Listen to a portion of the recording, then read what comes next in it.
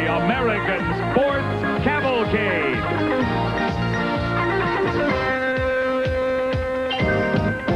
A panorama of speed, color, drama, and excitement. The American Sports Cavalcade. Baton Rouge is the state capital of Louisiana. Baton Rouge is tasty Cajun cooking.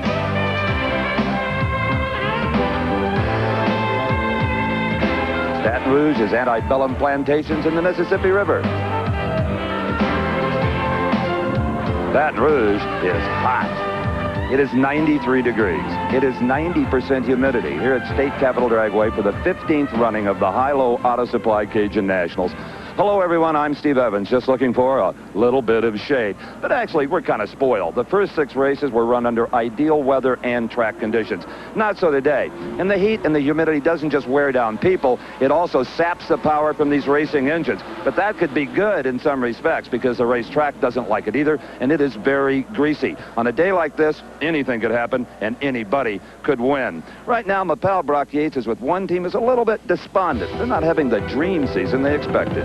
Exactly right, Steve, and that's the team of defending Winston Funny Car champion Bruce Larson. But earlier today, in round 1, against Tim Gross, there was a ray of sunshine.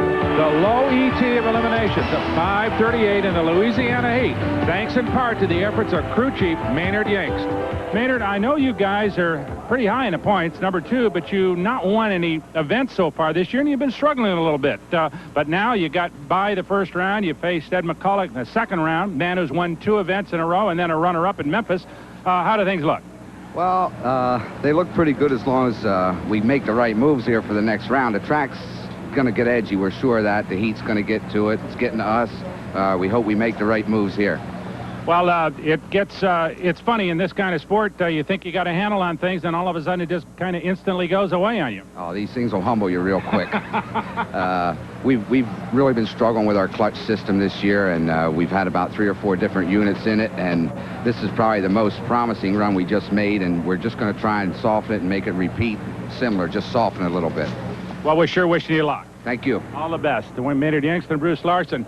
And now, let's go to the man who can tell us more about these clutch problems and the complexity of trying to keep a car in contention in this kind of competition. Our pal, Big Daddy Don Garlitz.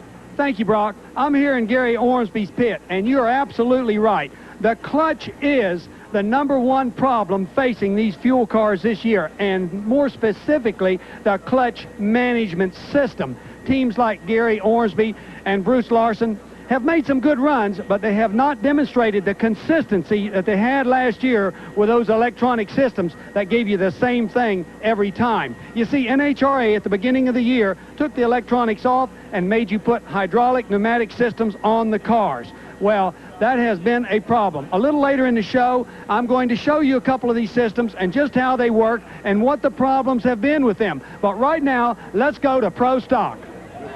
Absolutely. The first side-by-side racing we'll see here today at the High-Low Auto Supply Cajun Nationals. The biggest crowd in the history of State Capitol Dragway. The heat doesn't bother these folks. They're used to it, Brock. Oh, they sure are. They come in all around Louisiana and the whole deep south to see guys like Mark Powick versus Bruce Allen here in the second round of Pro Stock. The Pro Stock cars, Don Garlitz, are more sensitive to this heat even than the dragsters and the funny cars. Well, they can't put nitro in them, and they can't speed the blower up. They got to use that gasoline, that stuff we wash parts with. That gasoline is about $6 a gallon, however, at about 114 octane. Last year, here in the first round of Pro Stock, Mark Powick red-lighted. He left the starting line too soon, a foul start. But that was before he got the kind of confidence that owning the national record will give you. Powick is officially the quickest Pro Stocker of them all at 7.22 seconds. But you know, Brock, he has never beaten that yellow car. He has never beat Bruce Allen in any colored car. Well, Bruce Allen, of course, has won this race the last 2 years, 88 and 89, and the year before in 87, he was a runner-up. Powick from Medina, Ohio, one of the real newcomers in Pro Stock, and boy, he has been strong in the last couple of seasons. out strong this weekend. He has a lane choice over. Bruce Allen has selected the lane nearest the camera. Now, these cars are having traction problems as well, Don Garlitz. It just doesn't manifest itself in tire smoke like it does with the fuelers. That's right. They leave at over 8,000 RPM, and even though they don't smoke the tires, their wheels will spin. If you'll watch closely on the back, you'll notice that they don't move out like they do normally. The wheel's moving real fast, and that's slippage. This is a good race. Side by side, charging for the quarter-mile point. It is Mark Powick. For the first time ever, he has defeated the Rare and Morrison team with Bruce Allen driving a 7:43 to a 7:51. It sure seems to me, as I watch this replay, that Powick must have been thinking about that red light, because he let Allen go. And then on top of that, Allen was getting a little tire slippage at the start. You could see the blue smoke following the car, and that's all Powick needed, because he just gathered him up in the middle of the course and actually outran him. And I bet he was tickled about that. Victory by about a wheel's width. Let's go to the winner. Well, Mark, a 7:43 was almost not enough to catch Bruce. Well, I'll tell you, Steve, it shook really bad in second and third gear, and I just hung on. You know, I think Bruce got out on me a little bit. Yep. And yeah, I thought he did, and I came back around him. You know, we run each other probably 6-7 times now and never beat him. We finally got that nut cracked. Good job. Thank you. Headed to the semis, Mark Powick. Well, Don, you know, his reaction time was almost 0.08 of a second slower than Allen's, and he's going to have to improve on that a bunch if he's going on. He'll sure have to sharpen up. Here in the Gary Ormsby pit, we see the man himself in the cockpit, and there's the crew captained by Lee Beard climbing that engine, starting it before they go to the starting line. It used to be, Don Garlic, you only warmed the engine up once in the morning, and from then you waited till you got to the line to race. They do so much work to these engines, Steve. Between rounds, they have to start them. They can't take the chance of going up to the starting line and the engine having something wrong with it. And that nitromethane fuel is not cheap. That's an expensive deal, about $450 to do what you see there. Oh. All right, let's talk about pro stock again. Here's the second race in round two, and as usual, you're going to ride with the man himself, Bob Glidden. A man who has won this Cajun Nationals event 4 times in 77, 78, 79, and 81. His opponent here is Darrell Alderman, the only Dodge in all of pro stock racing won competitive automobile, because Glidden has seen the taillights of it on several occasions. Well, Darrell Alderman was the runner-up at the Mid-South Nationals at Memphis. He beat Scott Jeffrey on in round number 1, qualified in the second spot. Of course, Glidden, he beat Joe Lapone in the first round and was the 7th qualifier. Kind of down in the standings for him, Don Garlic. Yeah, Glidden hadn't been having the best of the year. However, he's right up there in the points. We can see Glidden's hand resting on the first of 3 levers he must pull to execute the shifts from first to fourth in just a little over 7 seconds. The RPMs come up to a little over 8,000, and they literally just slide their foot off the clutch, and we're underway with Bob Glidden. The Ford probe has broken down.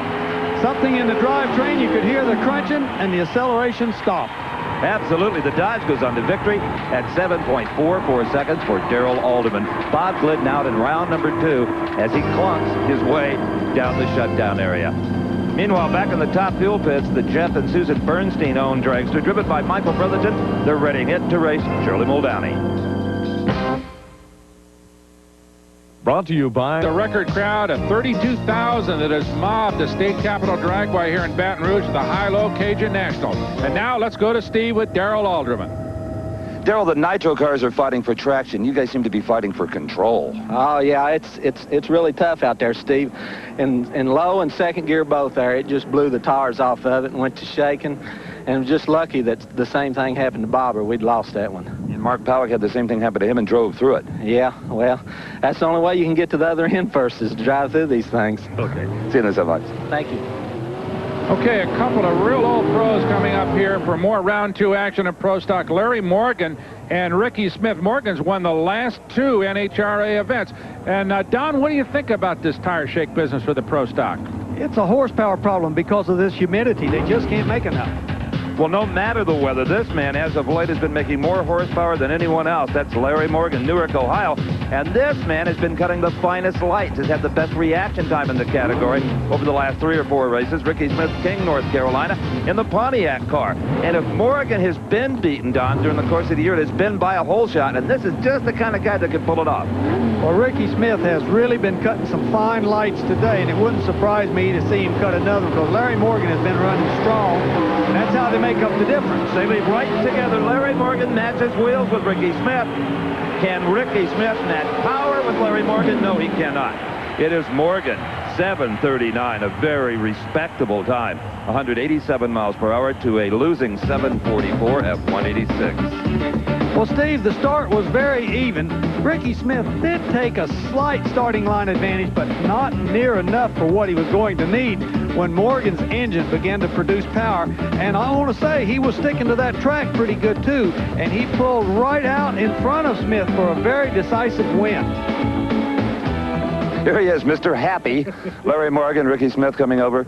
Beautiful, 39. Ooh, thank God for that. I got lane choice. It's critical here. Howick, Alderman. Pretty bad that time in that lane. I But was just going to ask you that. it shook pretty bad in low gear. I just hope I can overcome that this next round. But I'll tell you, the track's getting pretty tricky out there now. The guy that masters the track will be bad here. Let's keep him right side up, huh? Yeah, right. Thank you. Okay, some heavy iron moving into the staging lanes. That long nose belongs to the top fuel dragster of Gene Snow, the defending champion here in Baton Rouge, Steve. And he's got a tough race when we get to that second round of top fuel against Joe Amato, the two-time NHRA Winston champ in the top fuel category. But we have got more pro stock in this round, featuring this yellow machine, the Pontiac of Jerry Eckman. What a great year he has had. He won the season opening Winter Nationals and then the Rich Winston Invitational this year as well. But he is in tough here in round two. Warren Johnson, Duluth, Georgia, the Oldsmobile car who won here in 85 and 86, is the #1 qualifier. I'll tell you what, Don Garlitz, these Oldsmobiles have really found some horsepower over the last season or two. Johnson used to be the only strong runner with that brand, but now with Morgan in it too, boy, they are tough. I'll tell you something else. With Glidden out, these pro stocks run even better. Now if they can just get rid of that lonely Dodge, General Motors could have it all to themselves. Well, this is all GM. Oldsmobile in the near lane. Pontiac, Jerry Eckman, far lane. It is Warren Johnson, the Oldsmobile at a 7:39. Larry Morgan won't like to hear that. He matched his time at 188 miles per hour. Eckman, he fought a good fight at 7:43, just not quite enough. Warren Johnson takes a slight starting line advantage. Not much, but just a little bit. A little bit means a lot in pro stock. But Johnson's been running real good today, running low ET in round one. And it seems like he's got this Louisiana air figured out because, you know, he's won here a couple of years, and he beats Eckman handily. Okay, let's have a look at the pro stock semifinal pairings. That will be Mark Powick versus Warren Johnson. Warren has lane choice in that race. Larry Morgan in the other Oldsmobile goes against the Dodge of Darrell Alderman, with Morgan having lane choice. Well, Warren, let me guess. After talking to the other drivers, it shook hard in first and second gear. Ridiculous, Steve. It was just to win the round was phenomenal, as hard as it shook. And that 39 of yours, which you just ran, matches wheels with the best. Well, we got to be the best. That's what this whole thing's about. With that attitude, he probably will be. Okay, we'll see him in a little while in the pro stock semifinals, but right now, some of the big stuff moving into the staging lanes. That is the top fuel dragster of Shirley Muldowney. She'll face Michael Brotherton in round two here at High-Low Auto Supply Cajun Nationals. It might be Mark Oswald and his team of Candies and Hughes. They fish, they hunt, they race, all in the bayous of Louisiana. They were born and raised here, and they should be interesting to watch when we get to round two of Funny Car. But now we've got the kings of the sport, the fastest breed of them all, top fuel dragsters. Round number two, Gary Ormsby, the reigning Winston champion, is the first to smoke the tires, the red, green, and white car. And he'll be facing Jack Ostrander, who has been running extremely well here today, Steve. Absolutely. He has no big corporate sponsorship. The last time I checked, he was a bartender at a bowling alley in Michigan. To Boate, he's flying. Well, you know, Steve, the unsponsored cars that don't have the high-dollar parts are faring quite well here today. And these races, a lot of them are being determined by the reaction time of the driver because almost all cars are equal on this slick surface. You know, you can kind of compare drag racing to, let's say, a track meet. The runners have to react to the crack of the starter's pistol. If one is a little slower reacting, he's going to have to run harder to catch the leader. Same thing in drag racing, only here it's visual. You've got to react to the yellow light on that Christmas tree. The lanes are independently timed, and the clock starts when the wheels move, not when the light turns green. Some of them even have those special glasses to enhance the yellow. In fact, this man has warned them. Gary Ormsby, Auburn, California, as we said, the defending Winston champ, not smiling as broadly as he was most of last year. Lee Beard is his crew chief. This is their best qualifying effort all season long at 5:06 in the number 2 spot. Jack Ostrander, Pontiac, Michigan. Jack got to be pleased to be here in round number 2 against this kind of competition. And Mike Shelley is one of the reasons that he qualified number 10 at a nice 5:21. So it's time for the two to get together. And as always in drag racing, there's no second chances. The winner goes forward, the loser goes in the box. Well, you know, the big thing facing these guys is that clutch management system. If they can just keep those tires from spinning, the cars will run pretty good, but that has really been a problem here today, Steve. That's right. Usually, if you smoke the tires, you lose. Staged and ready. Oh, Ormsby with a tremendous hole shot, something he's famous for. A little engine problems possibly for Ostrander. Ormsby, 5:24. Ostrander quicker at 5:22, but the car just didn't leave with Ormsby's mount. 275 miles per hour, the winning speed.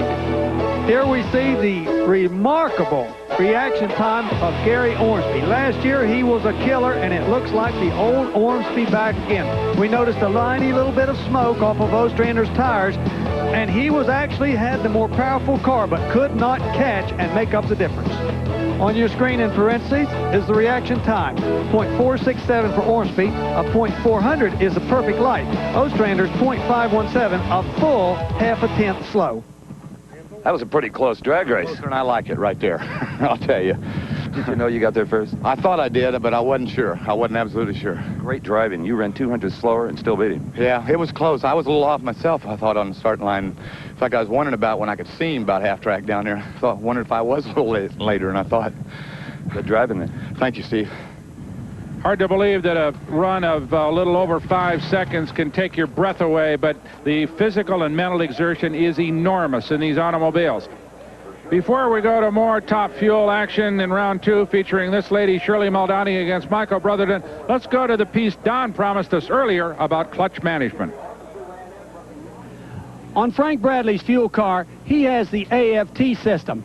It very closely resembles last year's electronics in that it brings the throwout bearing back in a series of definite movements. They accomplish this through the use of these timers and all these air valves. Look at this mess, very complicated. It was the same last year with electronics, but electricity always flows at the speed of light. Not true with air. If the temperature of the day changes, air slows down or speeds up, and the crew doesn't always get that definite clutch release like they hope for, and consequently we have inconsistent times in 1990. Over here on Shirley Muldowney's pit, Ron Tobler has taken a different approach to the problem. He has installed the L&T system, no black box with a lot of timers and bells and whistles in it, a very simple system that brings the throwout bearing back very slowly and steadily. That is accomplished through the use of one jet in one of these lines. The bigger the jet, the faster the bearing comes back.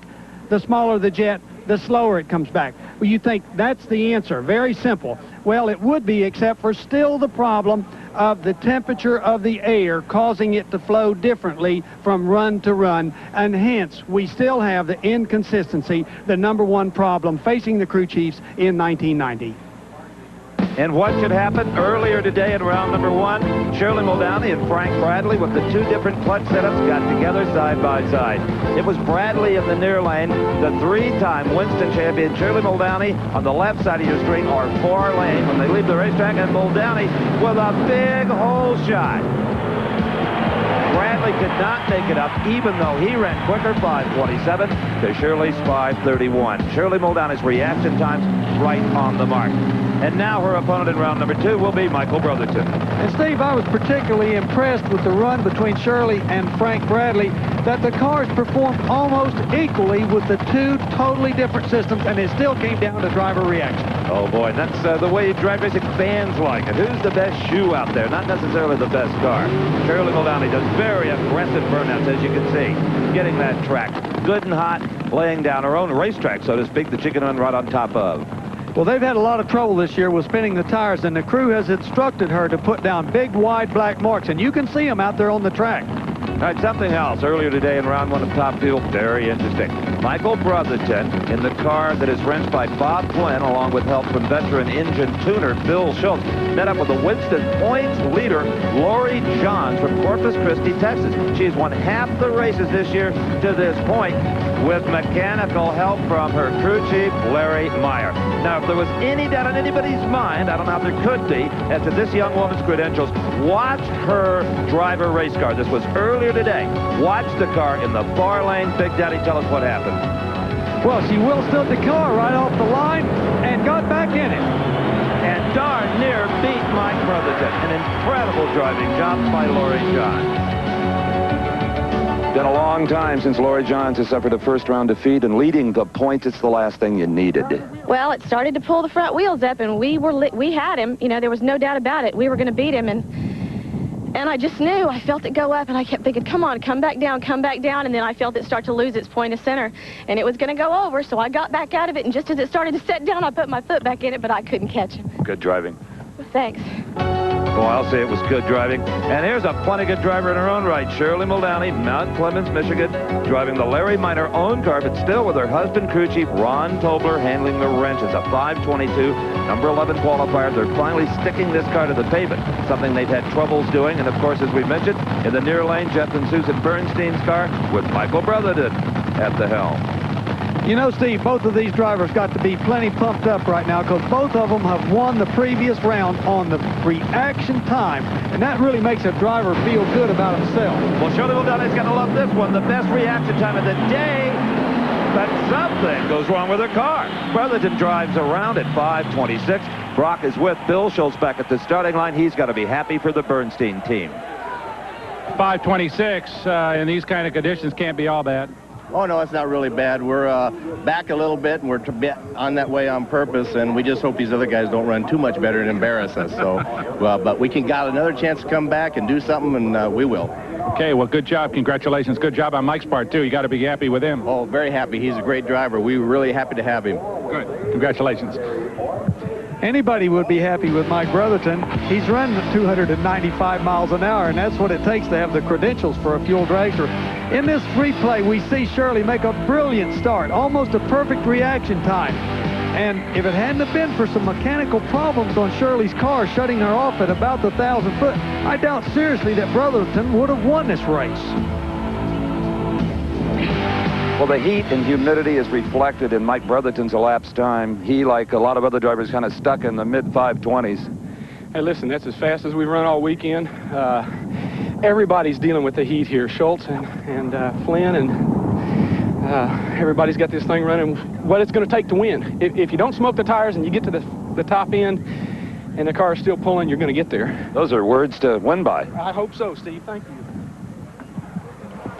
God bless you. I'm proud of you. We're going to try to do her today, Shirley. As the sun beats down here at Baton Rouge, that is the Oldsmobile of Warren Johnson. He'll face Mark Powick in the Pro Stock semifinals.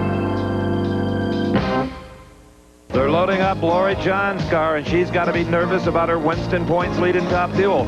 Even though she's won 3 races, her points total isn't that great, because when she had bad races, she had very bad races like today. Going out in the early rounds could open the door for, a Gary Ormsby or a Joe Amato to maybe sneak by her here. Top Fuel continuing. Gene Snow, who qualified number 9 and beat Jim Head in round number 1, will be up against Joe Amato, the 2-time Winston champ, who qualified number 1 at 5:03. There's the Snowman, formerly a car dealer, now a very successful oil producer out of Fort Worth, Texas. Chris Eckert is his crew chief. They have really found a steady combination. It just needs to go a little bit quicker. Joe Amato, well, if he went any quicker, he'd be in the 4s. One of the few tracks that the 4-second barrier has not been broken on is here at State Capitol. Tim Richards would like to change all of that if he possibly could right now. But I don't think that's possible, Don. Well, I don't know. 5:03 is what he qualified, and we know that it's in there. 499 is not that far away. However, it is a hot afternoon. But Tim Richards is the master of getting the most horsepower out of one of these Hemi engines. Don't get me wrong. I'd love to see, more importantly, this crowd would love to see a big 4 flash up on the Baton Rouge scoreboards. Joe Amato has red-lighted. He has eliminated himself, but I don't think he knows it. Look how hard he's driving that car. This is incredible. Let's go to Brock Yates with the winning crew chief at the starting line. Well, Chris, I guess you'll take him any way you can get him. It wasn't pretty, but we'll take it anyway. That's exactly right. We're just dumbfounded. Well, they both went up in smoke, so you still had a shot at it, even if he hadn't red lighted. Our smoked the tires so early, and the way our fuel system is, we just don't run it that. If it smokes the tires, usually we quit. We can't afford to blow it up. Congratulations. Good job anyway. A real break for Gene Snow. He goes on to the next round while Amato had a chance to gain the points and didn't do it. As we watch the replay, Amato left just a split second too soon, but with the new glasses that they wear and the way the helmets are made, I doubt seriously he ever saw the red light. Plus, Gene Snow also smoked the tires. He almost crossed the center line. If he hadn't, it would have been the worst of the two infractions, and Joe Amato would have been reinstated and put back into the race. I can only hope that Joe Amato saw his red light, because I'd hate to be the one to tell him.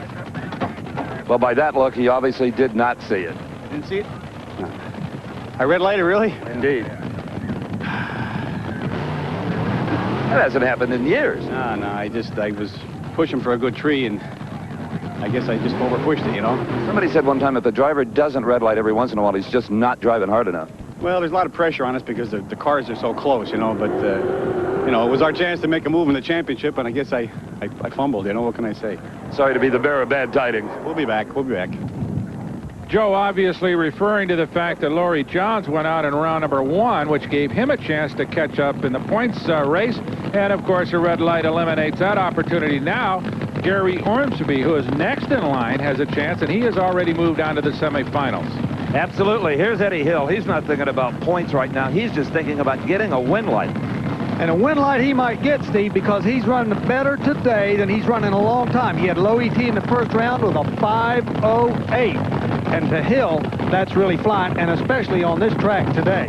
Oh, absolutely. Eddie Hill, who's been drag racing all of his life, really, since he was a young teenager out of Wichita Falls, Texas, where he owns a motorcycle shop that he hasn't been in the front door of in 4.5 years. Because this man, Buzzy Carter, keeps him all pumped up about this NHRA professional drag racing. They want a Winston title. Kenny Bernstein won 4 of those titles in the funny car division, but is finding top fuel to be a little rockier than he thought. But his main man, crew chief Dale Armstrong, appears to be getting a handle on it at this very race. A 5:13 victory in round 1 over the always tough Dick LaHaye. So it's Bernstein against Eddie Hill, the distinctive red car, and the yellow rose from Texas. Well, one thing about his transition to top fuel, Bernstein has been driving quite well. His reaction times have been good. It's been the crew that's not got the car up to par. That's right, but he is still supporting them and everything he says and does, trying to keep that team together. Oh, it's a gorgeous race. Oh, Eddie Hill by a wheel. 5:23 to a 5:24. 2:57 for Hill, a much faster 2:71. The speeds don't win these drag races, elapsed times do, and it was Eddie Hill out first. Yes, it was. Bernstein didn't get the advantage that time, Steve. Eddie Hill got it, and he needed it. The ETs were very close. As we see the Hill car come down course, we see the fuel coming out of one of the pipes on the right side of the engine, causing the mile an hour to fall off. Okay, that victory by Eddie Hill will put him in the semifinals against Gene Snow, and Eddie enjoys lane choice in that pairing. The other two, Gary Ormsby against Michael Brotherton. Gary, one more opportunity to close in on the points lead of Laurie Johns. Well, Eddie Hill didn't have that 5:08 performance he had earlier, but boy, a 5:23 just nipped Mr. Bernstein. Well, it was close down there, and I had to do a little driving that time. I got pretty close to the guard wall over there. That was a close drag race there. Is the car spinning the tires and we can't really see it? There's no smoke, but it's loose. It must have that time, or else it wouldn't have been that far out of the groove. Good driving. Well, thank you. I enjoyed it. Hope we can do it again. Well, he and Fuzzy Carter back at it in the pits for their semifinal action and top fuel. But in the meantime, let's go to funny car action. That is Ed McCulloch in that beautiful funny car doing his burnout down Garlitz. And what do you think? Have the track conditions changed enough to alter this pairing against Bruce Larson significantly? I don't think so. I think the track is staying just about the same. The one good thing that I can say about the facility today, there doesn't seem to be a lot of difference in the lanes. the drivers move from one lane to the other to have lane choice. We don't have one lane producing all the wins. Of course, the fans like that. And of course, the funny cars use the same basic power plant as the top fuel dragsters, 4,000 horsepower, supercharged nitro-burning engines, and Ed McCulloch has wheeled funny cars since the breed was invented. Now out of Hemet, California, with Bernie Federley, his crew chief, and a number 4 qualifying position means they're solid, not taking any chances. Bruce Larson, his first national event win came right here in Baton Rouge in 1988. He went on in 1989 to win the championship thanks to a former sprint car shoe turned drag race mechanic, Maynard Yanks. Very important race coming up here, Steve. McCulloch against Larson. McCulloch leading the points. He wants to beat Larson real bad and maintain that lead, and Larson needs to beat McCulloch to try to make up the difference. And if you think the top fuel dragsters are touchy in the clutch department, the funny cars are even worse because they don't have as much weight over the rear wheels. Ed McCulloch away and an explosion on Bruce Larson's car. Ed McCulloch probably even heard that one as he thunders across at 5.45 seconds. 261 miles per hour. Let's go back and see if we can tell what happened to Larson's car. Sideways in the middle of the racetrack. He's okay. Very disappointed Larson getting out of the car. Knows now that Ed McCulloch stretches the Winston points lead. Throws his glove down. Not a bit happy. Not a happy camper out there today. We watch the cars leave the line. Everything looks fine. Then all of a sudden, a big flash. And I mean, got to think about it. The driver was inside there when that happened. A lot of pressure, a lot of concussion. It literally blows the panels out when that happens. I tell you, it's not a nice situation to be in. And thank goodness for all the good safety equipment. Bruce, you all right? Yeah, just fine, Steve. The fire system really did its job because we see that a lot of fire came up around the dash panel and burned the gauges and up underneath the seat, but fire suit's a little scorched and I'm fine. I saw you picking at your leg a little bit. Well, I was more or less looking at the back of the leg, and we see that there's a scorch mark there, and the seat is scorched, but it didn't get to me at all. What caused it? I don't know. I thought a blower blew off, and it's not off, so you'd have to ask Maynard if he knows. Okay, we will. Thank you. So as we clear away the Bruce Larson automobile, we've got some downtime here at the Cajun Nationals. We'll be back right after this. Resumption of action is just moments away here at the NHRA High-Low Auto Supply Cajun Nationals. Here's a drag racing feature that you're sure to want to take advantage of. It's NHRA Now, presented by Castrol. NHRA Now is a 24-hour telephone hotline featuring in-depth coverage about your favorite drivers and events. Make a note of it. All right, here in the pits of Michael Brotherton, work continues, and they didn't hurt anything. This is just what you have to do to all of these nitro-burning engines now between rounds, at least most of them. And they really better find some power if they're to take on Gary Ormsby when the semifinals roll around. Right now, funny car competition continues. The crowd up for this. They've been waiting all day for the tire burners. And oh boy, we got a good one. John Force against Jim White and Roland Leong's famed Hawaiian automobile. And I'll tell you what, Don, John Force, the pressure's got to be on him. He's chasing McCulloch in the points lead, as was Larson, but Ed McCulloch just keeps winning and winning, and just in the last race was the runner-up. So he's got a streak that's going to be hard to beat. Well, John Force has got to do well at this event if he wants to seriously challenge McCulloch's points lead. And Austin Coyle is just the man to give him the power to do that. Oh, absolutely. Their opponent has been running better than he has in his entire drag racing career. Jim White from Tulsa, Oklahoma, has finally seen the 520s in Roland Leong's car. Roland himself wrenching this machine with some technical assistance from a guy named Wes Cerny, who's a plenty bright guy. In fact, a lot of the crew chiefs are hiring what I like to call a thinker. Oh, there's a problem with the Jim White car. They've had to shut it off. Oh, boy, is this the break John Force needed? He can do almost anything wrong and still win unless he crosses the center line or smacks the wall. I've always said you got to have a break every once in a while in drag racing because it's so demanding. And John Force went so many years without any luck at all. He was like runner-up 12 times before he ever won a national event. Let's ride along with him.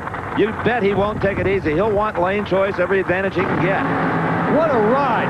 These drivers want that full computer tape for the crew's next run. A great winning run by John Force. Let's go to Brock and see if we can find out what happened. As we watch a single by John Force of 5:42, I'm sure that even more frustrating. Right, that'd been hard to beat, but we had her hopped up pretty good. We thought we maybe had a good chance. But what it actually did is it blew the end of a spark plug right off from the casing. So as chance blowing it up because the cylinder don't fire, we decided to just shut it off. They don't like to run on 7 cylinders. No, not at all. We're sorry you're out. Thank you.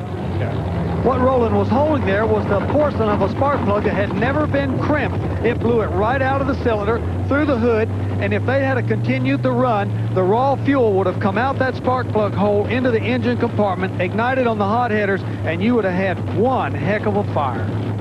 Well, this is Freddie Neely getting ready to go on round 2, and his engine apparently running on all 8 cylinders, Don Garlitz. It's going to have to, because he's going up against one of the toughest combinations in funny car. That is Mark Oswald in the Candies and Hughes Ford Probe. And Mark Oswald is even tougher here at the Cajuns because this is his home track. He knows what it takes to get down this racetrack. Okay, let's go to Steve. Well, coming up in the next round, John Forrest, you will have a very important date with Ed McCulloch. Well, it's very exciting here, but who's got lane? You do. What do we run? 42. 42, just by a hair there. That's good. It's very critical to make a move to try to get around Larson. Maybe we got a shot at that today in the point steal. We know it's going to be tough. McCulloch's been tough, but Coyle's had this thing right on all weekend, so I couldn't be happier right now. We'll see you then. All right, so John Force feeling pretty optimistic as we watch Mark Oswald back to Candies and Hughes funny car. That is Leonard Hughes right there guiding him back into that critical backup maneuver, Don Garlitz. Especially at this racetrack with the conditions like they are. You must be in your tracks or you're going to spin the tires. We've got quite a contrast here. First of all, there is Mark Oswald, full-time professional funny car driver, makes a good living. Leonard Hughes, full-time professional crew chief. They both make a good living thanks to Paul Candies, the team owner. Then there's Freddie Neely. Freddie Neely from Covington, Georgia, just getting his feet wet in professional funny car racing, getting a lot of help from his crew chief, Pete Miner, and a famous old Southern pro, Clayton Harris. Now, you look at the car. If it looks familiar, you saw it 7 years ago. It was the last car ever campaigned by Dale Poldy when he was still on the tour. A Buick Somerset Regal body, but it is still a competitive car. They ran 5:56 with this car in round number 1 and shocked the troops. And also got lane choice against Oswald, who ran a 5:59. So normally you'd ride with Oswald. Maybe not this time. Oh, Freddie Neely just can't stand success this early in his career. He red lights, much like Joe Amato did. Mark Oswald has been getting a lot of lucky breaks lately, and here's a huge one. Oswald smoked the tires, only runs to 685. Probably would not have won had Neely not red lighted. Brock's with his crew chief, Leonard Hughes. Well, Leonard, it wasn't pretty, but it was a win light. Yeah, we got there first. That's terrible. That's not good at all. Well, the racetrack, we've had a couple of those deals late in the day. What do you think? Yeah, the track's real bad, and we're having trouble running on 8 cylinders because we can't put any clutch in it, and then when it does hit on 8, it wants to spin the top. Other than that, everything's okay. Yeah. Okay, Leonard Hughes. Sounds like Leonard's got a lot of work and a lot of thinking to do. Here's our next pair. You thought that was a contrast. This is even more unique, I think. One of the oldest drivers in funny car competition, among absolutely the youngest. It'll be Tom Hoover from Minneapolis against Richard Hartman from Southern California. Right now, let's quickly go down to the top fuel pits. Don Garlitz has found some problems at Eddie Hills. Brock, Steve, I'm here in Eddie Hills pit, and this is a roller lifter out of Eddie Hills engine. Goes right down in here. It pushes the push rods up and down. It rides on the camshaft, and all those little broken parts fell down into the crankcase. There was 18 little rollers. They have found every one of them. He will be ready to go for the next round, but it could have been a disaster. If the engine had have done it earlier, it could have hydraulic, backfired, blown the supercharger off. Big trouble. You'll remember that little white puff of smoke out of the right bank of cylinders on Eddie's car and the fall off in performance against Bernstein. That explains it. So, as Richard Hartman and Tom Hoover do their burnouts, let's go to Steve at the far end. Well, Mark, it's a good thing that Freddie Neely got the rookie jitters and red lighted. Yeah, that was a real break. It wasn't going down the racetrack. It was just spinning the tires uncontrollably. Nothing I could do to stop it. You knew the racetrack wasn't real good, but apparently you just weren't careful enough with it. Well, we were on about 6 cylinders the first time, and you know, to win one of these races you have to run on 8 cylinders, and when you get those last 2 cylinders firing right, it picks up a tremendous amount of power, and so you're coming from behind more or less. Okay, thanks, Mark. Okay, that is Tom Hoover, the veteran of funny car competition, backing into position with that beautiful automobile of his. Steve Evans? Oh, yeah, Tom Hoover is one of the real nice guys, just has nitro in his blood. And his crew chief, the engine builder, is his father, George Hoover. They qualified, as you can see, number 2 at 5:42. Now, it's interesting. When Richard Hartman from Laverne, California was born, George Hoover was 62 years old. You do the math on that. Nick Bonenfant Jr. is the crew chief on the car owned by his father. They qualified at 5:56, the number 7 slot. Well, everybody was having a little laugh when Richard Hartman took over the driving chores of this car from R.C. Sherman. But I tell you, there ain't been many of them laughing lately. Oh, no, he comes from a strong racing family. His dad drives. His sister is going to drive as soon as she turns 16. Richard Hartman and Tom Hoover. Hartman bobbles a bit, regains control, and it is Richard Hartman defeating Tom Hoover. 5:49 at 2:63 to a 6:06 at 2:69. Let's go to Brock with Nick Sr. 5:49. What do you think? I can't believe it. I can't believe it's the first time we're in the semifinals. We've been trying for 30 years. 30 years. 30 years. How about that? Well, congratulations. Okay, thank you very much. Go get them. I got to thank my crew. All right. You notice he didn't say a final. He said a semifinal in 30 years. Richard Hartman will race Mark Oswald, and Hartman, what a job he's doing in that car, has lane choice. John Force, well, we told you earlier, he has lane choice over at McCulloch. The funny car semi, ooh, don't be missing those. They should be absolutely sensational. But first, we got some Pro Stock action coming up. Mark Pollock facing Warren Johnson in the Pro Stock semifinal. Don't go away. Afternoon here at the NHRA High-Low Cajun Nationals. Bruce Larson in the left side of your screen experienced a severe blower explosion racing against Ed McCulloch. Now, Steve is in the pits with a report on that incident. I am going to show you exactly why Bruce Larson had that blower explosion. Now, these are called adjuster nuts. The one on the left here, that's how it's supposed to look, screwed into the end of the rocker arm. This is the one that broke. That little ball came off. When it did, it allowed the push rod on number 3 cylinder to slide out of the exhaust valve. It's pushing up and down on the camshaft, but not doing anything. Okay, now, the intake valve, it's still trying to open, but the cylinder pressure is now so high without the relief from the exhaust valve that it can't penetrate that pressure, and the intake valve either bends or breaks. The spark plugs, they're still firing. Some of that fire comes up through the manifold into this area, and kaboom goes the blower. Now, were it not for this burst plate, which is mandatory, letting some of that pressure out, the blower wouldn't have just been sitting on a cocky angle on top of the engine, as you saw. It would have been gone and have taken the body with it. This could have been a lot worse than it was. Well, it's these subtle little rule changes like the burst plate that has made this sport as safe as it is, because that manifold is full of fuel, and if something like that happens, it can literally explode. All right, here are two of the Lansing Legions, the Oldsmobiles of Mark Pollock and Warren Johnson getting ready to go in the Pro Stock semifinal. And Warren Johnson, always a power in this kind of competition, has lane choice, Steve. Well, they don't have to worry about blower explosions. They've got 2 huge 4-barrel carburetors, 500 cubic inch engines, 2,350 pounds is the minimum weight. Very strictly enforced body regulations to keep them looking like Oldsmobiles. Mark Pollock cuts a great light. He wasn't late. He didn't red light. He was right in the middle. A solid light, and it's enough to beat Warren Johnson with a slower elapsed time. Pollock, 7:42. Johnson, 7:41. The difference right on the starting line.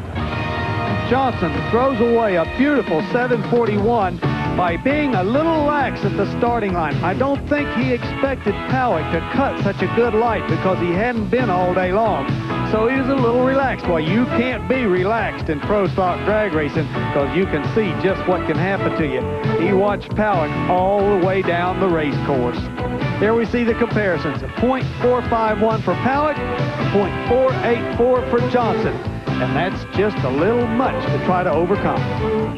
Your driving is razor sharp. You left on Warren Johnson. That was the difference. Boy, I needed it. You know, I was a little lax the first 2 rounds, and I can do it. I know I can, and it just gave me the morale booster I needed for the final, and boy, we're ready. I just hope I got a shot at lane choice. Don't get too hopped up now. I'll be fine. After Memphis, by 4,000ths of a second, the red light first round, I'll be ready. Okay. Mark Powick. Oh, he's having a great day. Mark Powick has finally found the middle ground between a red light and a lousy reaction time. Well, let's see how Darrell Alderman does now. He is the only Dodge driver to reach the semifinals, facing up against 3 Oldsmobiles. And right now, he is going against one of the real tough guys, Larry Morgan, in that car, and right in the foreground here, Steve. Alderman in the far lane. He owes Morgan one. Morgan beat him in the final round at the last race at Memphis Motorsports Park. Boy, they're taking a little time here. Is it a psych job, or are they just getting ready? I think they're just getting ready. Nobody's playing any games here. Now they're ready. Oh, it's another nice race. Alderman with the whole shot over Morgan. Morgan muscles by. 7:33 to Alderman 7:43. So he would have needed over a tenth of a second hole shot to pull that one off, and it just wasn't there. Watch on the starting line. Watch the far lane, the red and white car. Look at the jump he got. I kind of suspect that Darrell Alderman knew Morgan was going to run good because he really cut a good light. Got that advantage. It didn't stay there long. Larry Morgan's car had a lot of horsepower. Watch him pull the entire car out in front of Darrell Alderman. And his 7:33 is going to temper the excitement of young Mark Powick just a bit, because Morgan has lane choice by a train length of the Pro Stock final round. And back in the pit area, they've been waiting 30 years for this. The Bonnet-Pont family and their young driver Richard Hartman getting ready for the funny car semis. Good time here at the High-Low Cajun Nationals. Well, you just ask these folks. They've been whooping and hollering all afternoon during a great day of racing. And now, let's go to Steve Evans in John Force's pit. In the past, you've heard me telling you about the benefits of belonging to the National Hot Rod Association, and I thought, why not let a loyal member racer like John Force do that? In fact, he's reading his National Dragster. How about it, John? I sure am. You know, Steve, I've been racing these top fuel cars for 16 years, and, you know, I've been an NHRA member all that time. I got my pin, I got my decal, my patch, my rule book, my National Dragster. You know how I have brain fade without National Dragster. I wouldn't even know where I'm at today. Don't forget the free home video if they call this number right now. Hey, couldn't live without it. Diamond P Sports, Drag Racing 89. Hey, you want to see John Force on his head again? Better join up now. Great job, John. Thanks. Hey, hey, you want to do it again? No, that was okay. Oh, no, I got to change that. No, you just like that. That was fine. Oh, no, I got to say more things. Let's do it again. Be proud. You did it in one take. I can't even do that. Okay, one take? Okay, good. Well, I'll tell you what. Here's a couple of guys that are only going to get one take. Michael Brotherton and Gary Ormsby. One of these guys goes on to the Top Fuel Finals. The other one heads home to the next drag race. I'll tell you, Gary Ormsby would like to look at the next week's National Dragster in the Winston points column and see that he had moved up near the top. If he's going to defend his title successfully, that's got to start to happen.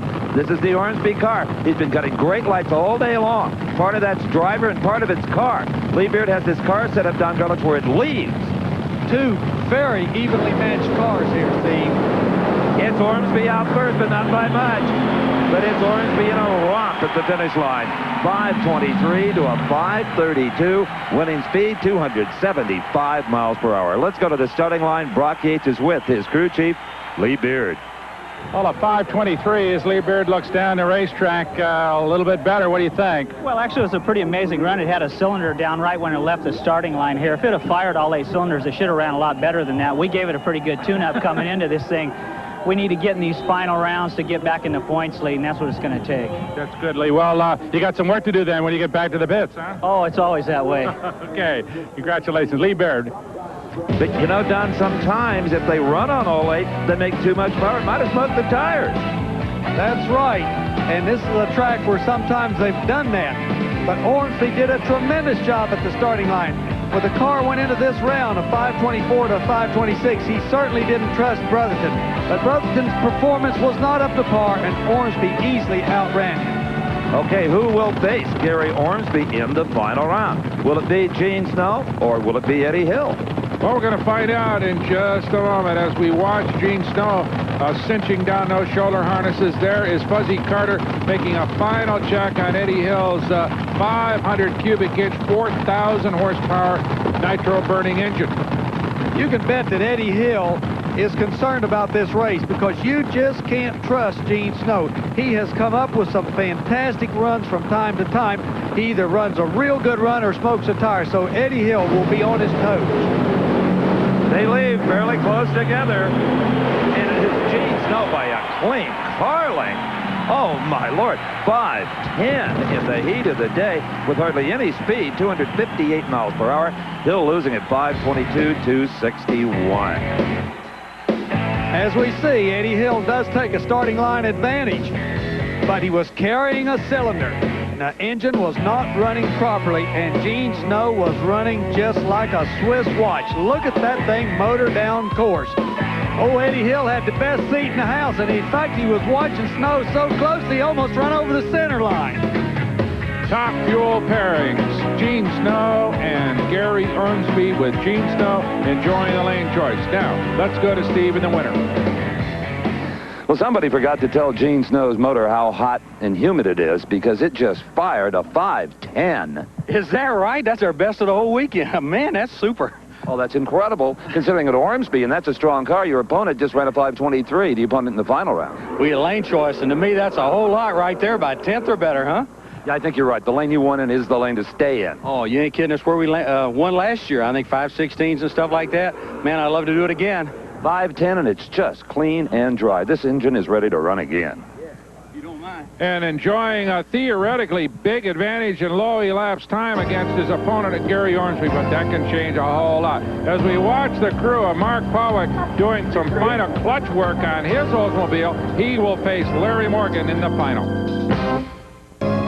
Stay tuned to TNN because immediately after our coverage here of the NHRA High-Low Auto Supply Cajun Nationals, it's NHRA Today, the weekly magazine show of the sport of championship drag racing. We've got the funny car semifinals coming right at you. Don't you know this Louisiana crowd loves that red and white car, Mark Oswald, Brock? Oh, boy. He has won here, but believe it or not, it was in top fuel, not in funny cars a number of years back. But he is a regular fixture down here. Used to live in Cincinnati, Ohio, a native of there, but now makes his home in Houma, Louisiana. And he's up against 22-year-old Richard Hartman, recruited by the Bon and Font family to drive that funny car after R.C. Sherman retired, shall we say. Mark Oswald, as a driver, certainly has an engine experience. They're off. Oswald loses traction and almost loses the car. And it's Hartman all the way. The crew goes crazy. They're in the finals. A solid 5:51 at 265.56 miles per hour. Beautiful run by that young Richard Hartman. When you say, Steve, nice and cool. And he shows some really good car control. Earlier in the year, we showed you maybe one of the reasons why is that the only funny car out there with genuine racket pinion steering. It really responds to his touch. Well, he was also helped a great deal by So give it a shot. Okay, Richard, great job. Thank you. Oh, what a thrill for that young man from California. Well, right now, we're going to find out who his opponent will be, and I'll tell you what, whoever wins, Richard Hartman's is going to have his hands full, Don Garlitz. Well, between John Force and Ed McCulloch, you couldn't find two finer or faster funny cars on the circuit.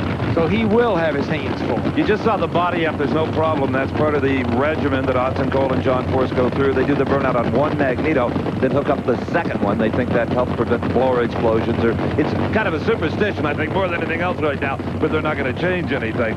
John Force and Ed McCulloch, with the problems Mark Oswald is having, they may be the two best funny cars on the planet right now. Here we go. Ed McCulloch in sideways, almost puts the tail into the fence. John Force goes to the final round at 5:50, 265 miles per hour. Let's go to Brock with Austin Coyle. Well, Austin, a 550, not a record breaker, but that right lane seems to be giving everybody problems. Well, in the heat we got right here and the deteriorating air conditions and all that, the main name of the game here is to stay consistent enough to get down the track. And we can probably step it up a little bit to give us a little leeway for the final. This track doesn't want to give anybody anything, though. It looks like it's got to be a pretty conservative setup, huh? Oh, it has to be. The guy that gets down the track will be the winner in the final. Yeah. Well, congratulations. That Austin Coyle is one cool cat. I don't believe I've ever seen him excited about anything. What a great funny car final this is going to be. The youngster Richard Hartman and the funny car never here before against the veteran John Force. Before he got his helmet off, John Force ran over to the Richard Hartman car. What were you saying to them? Because we're old match racers, that's why, and it's just good to see them old boys get to race them in the final. Nobody can lose here. You got lane choice, and that could be a monstrous factor. Very important. How'd she run? 5.50. You got it by 100. Tell old Ace we was doing the dealing that round. It was great, huh? Tired. Hey, you want to do that again? You want to do that? Nick down. He only needs one take, whatever he does, right? As we watch the Larry Morgan crew getting ready for the Pro Stock Final. Stick around. We'll be right back at the High-Low Cajun Nationals. Well, there you have a look at the Gene Snow racing team working on their top fuel dragster, getting ready for the finals here at the High-Low Cajun Nationals. They, of course, will face off against Gary Ormsby's automobile from Northern California, a car that at this point is decidedly slower than the Snow car. Earlier, Steve filed this report on one of the Sportsman competitors. If you ever thought, boy, it'd be fun to campaign a dragster in one of the many NHRA Sportsman classes, but it wouldn't fit in my garage at home, and the wife's not going to hear me renting some shop clear across town. I'm never home at night. Here's a solution. The F Economy Dragster class. This little critter would fit in a good-sized lawn shed. The wheelbase is only 113 inches as opposed to the maximum of 300 inches. This is Bob Babineau's car from right here in Louisiana, and it's a pretty good ride. 8 seconds, 150 miles per hour, powered by the old Iron Duke Pontiac 4-cylinder engine with the high-performance head. And Brock, how did Bob Babineau do in competition eliminator? And while you're at it, who are the other Sportsman winners? Well, he did just fine, Steve. Actually went all the way through a big field of the semifinals in competition eliminator before being defeated by this man, David Nickens, who then went on to win the class with a victory over Terry Bishop. An excellent win there by Nickens. Other winners in the Sportsman classes were Top Alcohol Dragster, first victory ever for Amy Fall, Danny Townsend in the Top Alcohol Funny Car Super Stock to S.E. Buchanan, the Stock class to Ron Carey, Super Comp Kurt Dameron, Super Gas Terry Sullivan. Our congratulations to all those winners. And now it's time for the first of our Pro category finals. Pro Stock. Mark Powick in that kind of a purplish Oldsmobile, purple and silver. And, of course, the beautiful green and white machine of Larry Morgan. And, Big Daddy, you got to like the power of Morgan and the starting line tactics of Powick here. It just about evens them out. And the whole situation is going to be, is Larry Morgan going to be too conservative on the starting line, hoping that his power will overtake Powick, or is Powick going to leave too early in red line? It's anybody's guess. And the RPMs start to come up. They're ready. Powick away first, but not by much. Morgan just about matched wheels with him. It is Larry Morgan for the third NHRA race in a row. 7:39, 187.14 to Mark Powick's losing, but game 7:45. Beautiful start by Mark Powick. He takes a starting line advantage, and it looks like he's going to do all right. But the powerful engine of Larry Morgan begins to make up the ground as we start down through the middle of the course. And as they get to the halfway mark, Morgan has already begun to gather up that little lead that Powick had. And by the time they get to the finish line, it's all over. 3 in a row for Larry Morgan. You know, when you give a guy a hammer, what's he supposed to do? Use it. When you use it on Mark Powick. Let me tell you, buddy, I am happy. Thank God. You're always happy. I'm always happy. Thank God for Castro. Yeah, I have to really thank Castro, Bob Pinella, my engine builder, Jim Oliver, head porter, Andy Magnuson, my wife, my boy, Pinella, Gary Pearman, Tom Roberts, all the guys here that helped me. Oldsmobile. Something else has happened here. You have moved into the Winston Points lead. Have I really? That's great. I'm really happy. Mark Powick is not quite as happy, but glad to be in the final round. I'm sure happy to be in the final with him. It's nice to bring You got a hole shot on him, but not enough. I'm trying, Steve. One of these days, we're going to win one of these real soon. No question about that. Thank you, Steve. Great race in Pro Stock. As we get ready for the funny car final, this is the John Force automobile being rolled up to the line. We'll be back with that right after this. Here at the NHRA High-Low Cajun Nationals, only 2 side-by-side affairs remain. The final in AA fuel funny car, the final in top fuel dragster. When you see the onboard camera, you know it's John Force. John has selected the left or near lane. Opposite him is a California kid, just 22, doesn't live but about 20 miles from John's house, Richard Hartman. John has known the family that campaigns that car, the Bon Enfants, well, for years and years. As he said earlier, they match raced together. They've all come up the long, hard way, the Bruce Larsons of the world. Earlier, I talked to Nick Bon Enfant. Nick, when you needed a driver, why would a Pennsylvania team pick a California driver, very young and very inexperienced? Well, I thought the team needed a nice young driver. It was aggressive, and he wanted to win. And Richard came up to me at the Winter Nationals and said, boy, he was sure looking to drive my car, and he gave me his phone number, and that's what set it off. It was great. Best thing that ever happened to me. He just walked up. Boy, you're going to have everybody giving you your phone number now. Yeah, but only one Richard Hartman. Did you have to train him just a bit?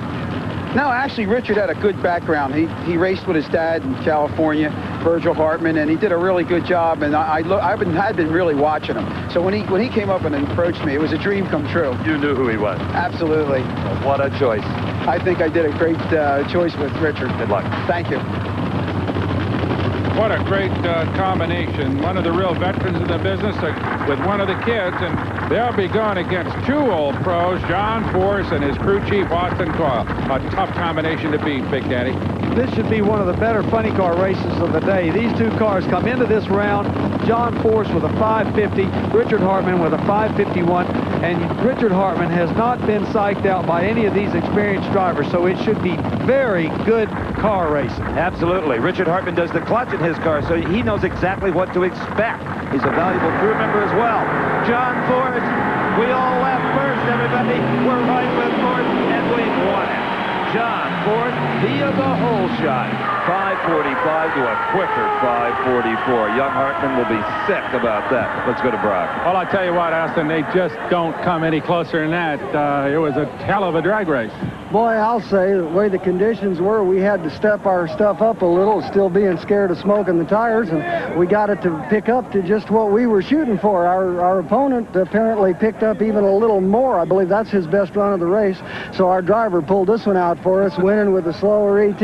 I'm sure that'll make him happier than it makes me, but the money still spends the same. You got it. Congratulations. Thank you. Great work, Austin Coyle.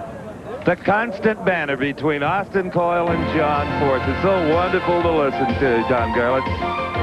Well, old John Force was certainly thinking about those Winston points when that light went green, because he pulled a hole shot on young Richard Hartman. And he needed it because he ran a slower ET than that kid. But it was very, very close. The kind of race that the fans really like to see. In the comparison, we see it. .488 for Force and a .517 for Hartman. And that's what won the race. No sooner than these race cars stopped, both drivers started screaming, "Who won? Who won?" John Force, you won. That was close. Hey, since the snake, I ain't had a kid make me that nervous before. Terrible. I must be getting old, I guess. This is the greatest year you've ever had, and we've only run 7 out of 19 races. Well, we moved up in second, and yeah, it's going to be a long old season, but you know, what can I say again? Jolly Rancher, Castrol, Easy Wider, Wax Help, all the people behind me all supported this car, especially my family, my wife, and Austin Coyle. And you won on a hole shot, even sweeter. A hole shot, I can't believe it. I thought I was late. I can't hardly talk, it's those braces again. I thought I was late. You weren't late. What was the time? 45 to a 44. 45 to a 40. He ran quicker? Yeah. Coyle, where's he at? He'll be down here soon. Let's go to Top Fuel. Brock, Don? Well, I'll tell you what, Steve, if Ormsby and Snow run any closer than those two, it's going to be practically a dead heat. That was about as close a funny car race as you'll ever see. Well, that's the kind of racing they came to see, and that's what they pay. There's a problem on Gene Snow's car. The engine went lean. The crew member had to shoot a little fuel in the injector to make the engine pick up the fuel again. He could have lost fire, and it could have been all over right there. It would have been all over had not that old crew person had something to squirt that ejector. The continuing saga of John Force. Good job, bud. Can you believe it? 488 light. Didn't D-stage? Didn't D-stage? I don't remember nothing. All right, we've got a final race to run. One of these drivers will soon join the winner's celebration at the far end of the racetrack. Will it be Gary Ormsby or will it be Gene Snow? It almost wasn't Gene Snow. Well, I'll tell you, when I drove these Top Fuel dragsters, a thing like that used to rattle me when the engine almost died and the crew had to run up there and shoot fuel in the injectors. I hope it doesn't affect Gene Snow's performance this afternoon. All right, Snowman in the far lane. The defending champion, the man that wears the big number 1 on his wing, Gary Ormsby in the near lane. He has not won yet this season. Ormsby with one of the best reaction times of the day in any class. It is Ormsby. A sigh of relief from his crew chief, a 5:15 to a 5:14, much like the funny car final round. Let's go to Brock with Lee Beard. Well, Lee, I'll tell you what, we got to give Mr. Ormsby some points on that one. That was a great piece of driving. Oh, he did a spectacular job for us all day here. We're really proud to be part of this Castrol team. We won in all 3 of the pro categories. It wasn't our team, the tune-up, that did it. My guys worked awfully hard today, but Gary did a superb job of driving. That's why we're here in the winter, sir. Under difficult conditions, this racetrack was far from ideal. We've had some problems making a lot of horsepower in the hot air, and we need to do a little testing, get caught up in that area, but we're coming on it. Well, it was a great show and a great race. Congratulations. Thank you. Okay, Lee Beard. We won here. Excellent show at Baton Rouge. Well, Lee Beard rightfully gives credit to Gary Ormsby for a fine driving job all day long. And here we see him take a tremendous starting line advantage. But the power of the Gene Snow engine quickly overcomes that advantage, and it looks like he might go on to win. But Gene Snow starts into a slight wheel stand, has to momentarily backpedal, and that's all Gary Ormsby needed to pull the win out for the team. Now, as we look at the comparisons on the screen, we see how Ormsby won with a .434 starting line advantage over Gene Snow's .504. And I'll tell you, that's where the drags are won. The reigning Winston champ has struck his first blow of the 90s. Congratulations, Gary. Yeah, I didn't think it was going to ever happen, Steve. It was a great job for the crew, you know, I don't know what we ran. 5:15. 5:15. I knew it was going to step up a little bit. And anyone that wins on this racetrack and under these conditions, they did a super job for me this weekend. Gene Snow's car, I don't know if you could see it, but it lost fire. A crewman alertly got it back to life. He almost had a single. I saw the flames coming out of it back there, but I really didn't know what was happening. You know, I was just kind of watching my own car, but I didn't see. Quite a drive. Thank you. We can hear the horn honking already for Gary Ormsby's crew. What a great day of racing here at Baton Rouge. Some of the closest competition we've ever seen in the pro categories. Our congratulations to Gary Ormsby, John Force, and Larry Morgan for a great, great effort. For Steve Evans and Big Daddy Don Garlitz, I'm Brock Yates. Thanks for joining us. The executive producer for American Sports Cavalcade is Harvey M. Palish. Produced and directed by John B. Mullen. Most popular car.